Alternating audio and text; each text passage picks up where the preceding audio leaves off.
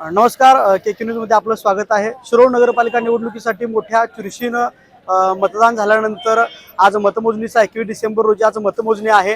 मी आता सध्या उभा आहे शिरोळ तहसीलदार कार्यालयाच्या बाहेर, ज्या ठिकाणी मतमोजणी होणार आहे.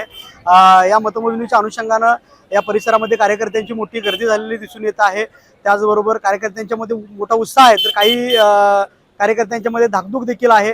या ठिकाणी पोलीस बंदोबस्त देखील तैनात करण्यात आला आहे. शिरोळ नगरपालिकेसाठी मोठ्या चुरशीनं मतदान झाल्यानंतर तिहेरी लढत या ठिकाणी प्रामुख्याने झालेली आहे.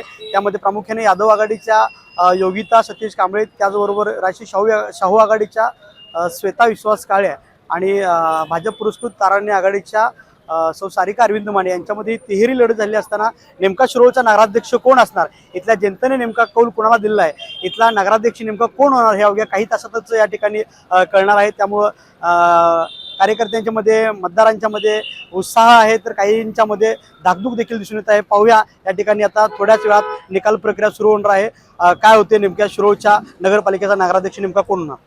बाळ, फ्रीजमधून श्रीखंड काढ ना. आम्ही पूर्वी घरीच बनवायचो श्रीखंड, त्याची चवच वेगळी होती. आता काय सगळं रेडीमेड. आजी, हे श्रीखंड खाऊन बघ. आज तुझ्या आईनं घरीच बनवलं की काय?